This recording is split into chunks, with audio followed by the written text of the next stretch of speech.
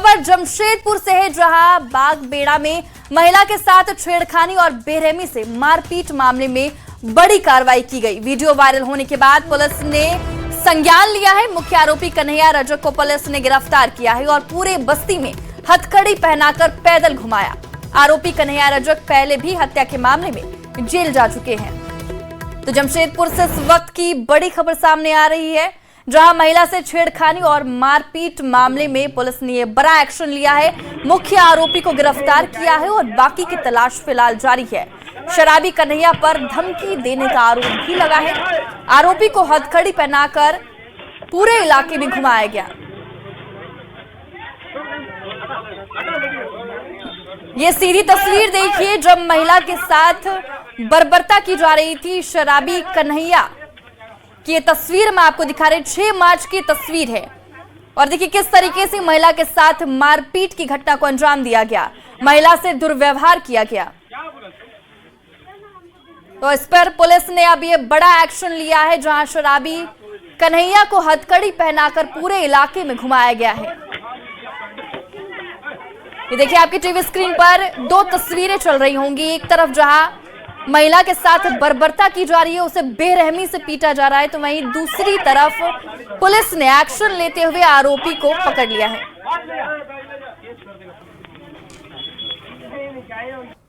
And इसमें जो युवक है, जो अपराधी है कन्हैया रजक, जो कि 29 वर्ष का है, बागबेड़ा रोड नंबर 3 का ही रहने वाला है, उसको हमने अरेस्ट कर लिया है। उसके द्वारा जो हरकत की गई थी उसे अपराध में सुधार भी किया। जो भी टेक्निकल एविडेंस उसको भी हमने इसमें इंश्योर करके हम लोग सीज कर लिए हैं एंड विल इंश्योर कि इसमें कन्विक्शन हो। आपके माध्यम से ये मैसेज देना चाहेंगे कि Jamshedpur police is very strict regarding female safety and ऐसा कोई भी अगर इशू आएगा तो उसे हम 0 टॉलरेंस के साथ ही डील करेंगे। खबर हजारीबाग से है, जहां बड़का गांव में 5 मार्च को हुए दोहरे हत्याकांड का पुलिस ने खुलासा कर दिया है।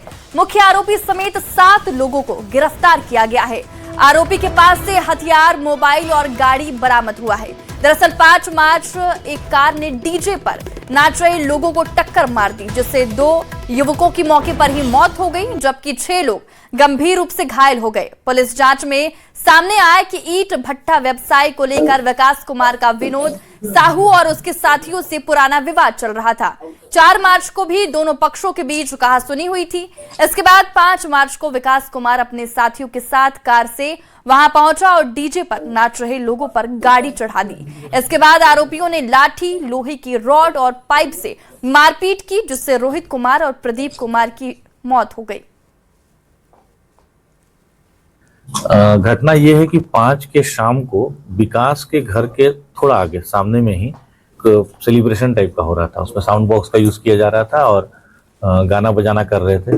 वहीं पर विनोद साव वगैरह अपने कुछ और लड़कों के साथ, जैसे रोहित था, रोहित गुप्ता भी एक है जो इंजर्ड है, एक रोहित साव भी हैं, तो ये और भी लड़के थे। ये लोग वहां पे गाना बजाना करने के बाद ये विकास के घर पे पहुंच गए।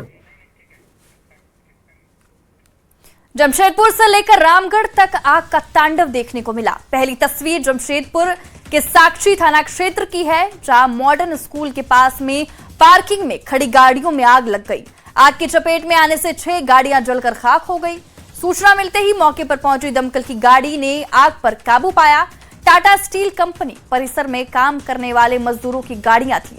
आग लगने के कारणों का फिलहाल पता नहीं चल पाया है। वहीं दूसरी तस्वीर रामगढ़ की है, जहां रांची रोड स्थित निर्माणाधीन नानक एनक्लेव में भीषण आग लग गई। बिल्डिंग के ऊपरी तल्ले में लगाया गया सेटरिंग पूरे तरीके से धू-धू कर जल गया। दूसरे अन्य सामान भी इसके जद में आ गए। इसके कारण लाखों रुपए का नुकसान हुआ। मौके पर पहुंची दमकल की गाड़ियों ने आग पर काबू पाया। जानकारी के मुताबिक नानक एनक्लेव के बगल के झाड़ियों में आग लगी थी, जो धीरे धीरे नानक एनक्लेव के अंदर तक पहुंच गई और सेटरिंग को अपने जद में ले लिया।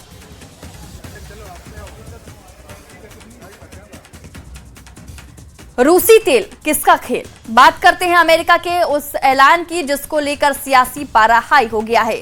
रूस से तेल आयात के मामले में अमेरिका ने भारत को 30 दिनों की छूट दे दी है। झारखंड में भी इसको लेकर बयानबाजी तेज हो गई है। जेएमएम और कांग्रेस ने इसे भारत की संप्रभुता के साथ समझौता करार दिया। रूसी तेल किसका खेल? अमेरिका का ऐलान मचा घमासान। अमेरिका ईरान इजराइल युद्ध के बीच अमेरिका की ओर से भारत को 30 दिनों के लिए रूस से तेल खरीदने की राहत का ऐलान किया गया। ये छूट केवल उन रूसी टैंकरों पर लागू होगी जो पहले से समुद्र में फंसे हुए हैं। इसका उद्देश्य वैश्विक तेल बाजार को स्थिर रखना है। इस फैसले से भारत को अल्पकालिक राहत जरूर मिलेगी, लेकिन इसको लेकर झारखंड में भी सियासी घमासान छिड़ चुका है। कांग्रेस ने इसे भारत की संप्रभुता पर हमला बताया है। कांग्रेस ने केंद्र सरकार पर सवाल उठाया कि आखिर अमेरिका इस तरीके से हमें कब तक ब्लैकमेल करता रहेगा। क्या भारत अमेरिका के हाथों की कठपुतली बन करके रह गई है कि अमेरिका का जिधर उसका धागा खींचेगा उधर भारत नाचेगा?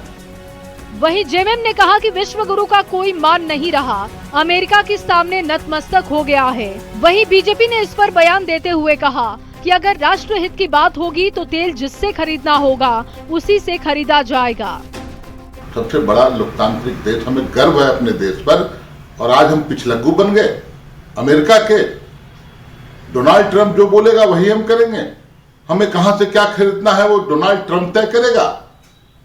बड़े अफसोस की बात है, दुख होता है। जनता का जो हित है उसको किस तरह से सुरक्षित रखा जा सके उस पर हमें ध्यान देना है। राष्ट्रपति ट्रंप क्या बोलते हैं खुद उनको पता नहीं, आज कुछ बोलते हैं कल कुछ बोलते हैं, इसलिए उनकी बातों पर ध्यान देने के बजाय भारत का प्रधानमंत्री क्या कह रहा है, भारत सरकार का रवैया क्या है, उस पर ध्यान देना चाहिए।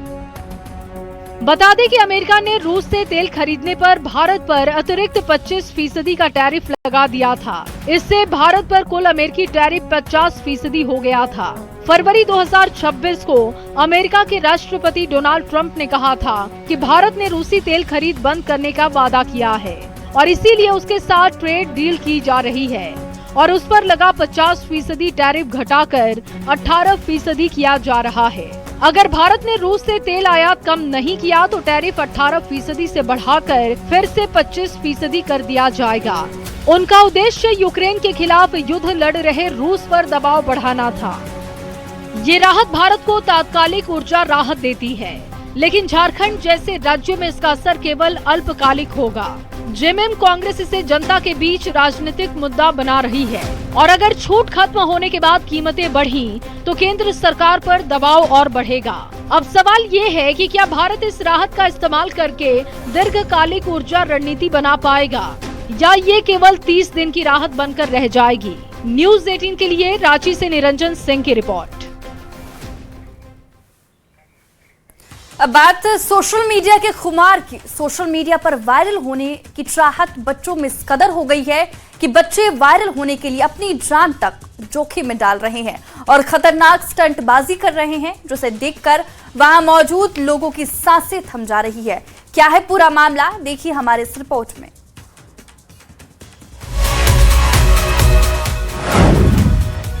जोखिम में जान,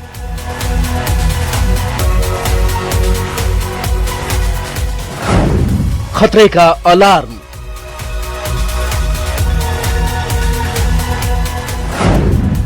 वायरल होने की चाहत,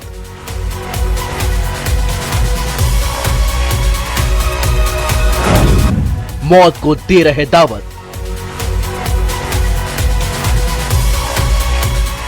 जरा इन बच्चों को देखिए, कैसे छोटे छोटे बच्चे थोड़े से मनोरंजन के लिए अपनी जान को खतरे में डाल रहे हैं। ये तस्वीरें हैं हजारीबाग के झील परिसर की, जहां नाबालिग बच्चे खतरनाक स्टंट करते नजर आ रहे हैं। बच्चे झील की ऊंची और फिसलन भरी सीढ़ियों पर साइकिल से स्टंट कर रहे हैं और वीडियो बनाकर सोशल मीडिया पर डाल रहे हैं। अच्छी बात नहीं है, रील्स बनाने के चक्कर में बच्चे ऐसे कर रहे हैं। एक चक्का पर चल रहा है साइकिल, नीचे डूब जाएंगे, कोई पता नहीं। प्रशासन को भी ध्यान देना चाहिए, उनके पेरेंट्स को भी ध्यान देना चाहिए। ये बस मोबाइल के चक्कर में, रील्स बनाने के चक्कर में कि कमेंट हो, लाइक ज़्यादा हो, शेयर हो, इसी के चक्कर में बस ऐसे कर रहे हैं लोग। वहीं इन स्टंट को देखकर स्थानीय लोग भी परेशान हैं, हैरान हैं कि उनके अभिभावक या कोई सुरक्षा कर्मी उन्हें अपनी जान जोखिम में डालने से रोक क्यों नहीं रहा है। ये बहुत खतरनाक चीज है भाई। ये झील के किनारे में ये काम कर रहा था, इसे खतरा ही खतरा। इसको गार्जियन को ध्यान देना चाहिए, प्रशासन को ध्यान देना चाहिए। और डूबने के बाद प्रशासन आएगा कि ये डूब गया, वो डूब गया। डूबने से पहले नहीं देखना चाहिए क्या? यह सब बहुत गलत बात है। किनारे में अंडर एज लड़का है, न तैरने जानता है न तैरने जानता है, वो एक काम कर रहा है। पहला बात तो इसका गार्जियन को ध्यान देना चाहिए। लगातार स्टंट की इन तस्वीरों के सामने आने के बाद अब सवाल ये है कि आखिर प्रशासन स्टंटबाजी को रोकने के लिए कुछ क्यों नहीं कर रहा है? क्या प्रशासन किसी बड़ी घटना के होने का इंतजार कर रहा है?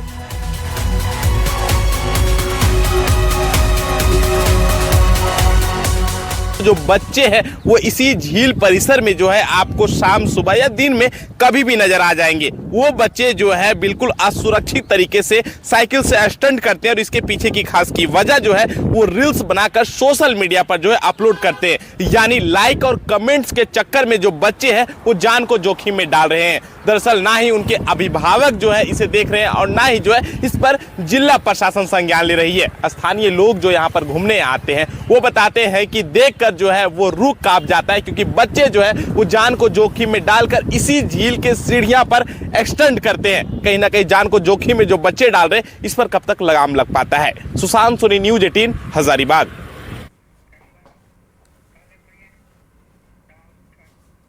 बात करते हैं सिकुड़ रहे तालाबों के अस्तित्व की। रांची के तालाबों पर भूमाफियाओं की काली नजर है और भूमाफिया तालाबों को ढककर मोटी कमाई कर रहे हैं। 270 तालाबों से सजी रांची में अब मात्र 42 तालाब ही रह गए हैं, जो चिंता का सबब है। हाईकोर्ट इसे लेकर भले गंभीर है, लेकिन प्रशासन और व्यवस्था इसे लेकर लापरवाह है। देखिए इस रिपोर्ट को। भूमाफियाओं की भूख ने निगला तालाब। तालाब का सिकुड़ रहा दायरा।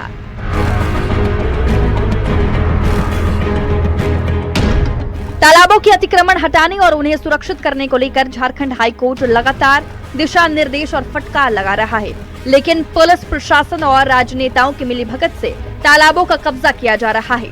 रांची में एक समय 270 तालाब हुआ करते थे, लेकिन वर्तमान में महज 42 रह चुके हैं।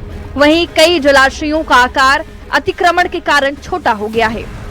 सर्वे के अनुसार यहाँ 270 तालाब एग्जिस्टेंस थे, जो अब बच गए हैं मात्र 42 है। सो जितने भी तालाब थे उस सबको किसी न किसी प्रकार से उसको भर करके भूमाफियाओं के द्वारा अतिक्रमण करके और दलालों के द्वारा उसको बेच दिया। ऐसा ही एक मामला रांची के नामकुम ब्लॉक स्थित राजा उलातू का सामने आया है, जहां एक तालाब को ढक दिया गया है।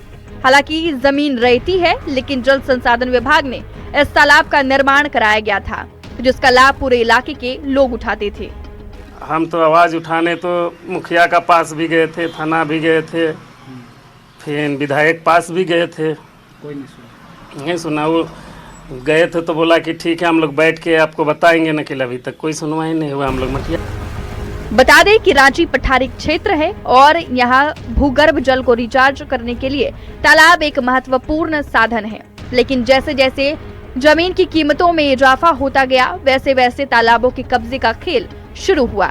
मामले में विधायक सरयू राय ने हमला बोलते हुए कहा कि ये कोई नया मामला नहीं, लेकिन शासन प्रशासन ही जब मौन हो तो न्याय कहां से मिलेगा। पहले भी काफी रांची के तालाब भरे गए हैं, अब भी रांची और आसपास के क्षेत्रों में लोग तालाब भरकर और उस जमीन का सौदा कर रहे हैं। ये पूरा मामला झारखंड में पर्यावरण बनाम राजनीति की लड़ाई जैसा है।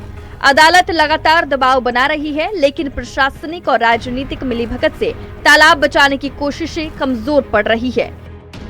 न्यूज़ 18 के लिए रांची से ओम प्रकाश की रिपोर्ट।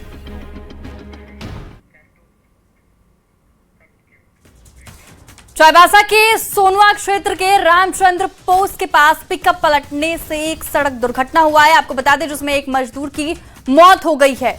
मृतक अपने साथियों के साथ धान खरीद केंद्र से जोड़ापोखर गांव लौट रहे थे। तभी वाहन चालक उतरने के बाद एक अन्य युवक ने गाड़ी स्टार्ट कर दी, जिससे एक्सीलेटर जोर से दबा और गाड़ी अनियंत्रित होकर खेत में चली गई। इस दौरान डाले में बैठे संजीत कोड़ा गिर गए और गाड़ी के पलटने से नीचे दब गए और उनकी मौत हो गई।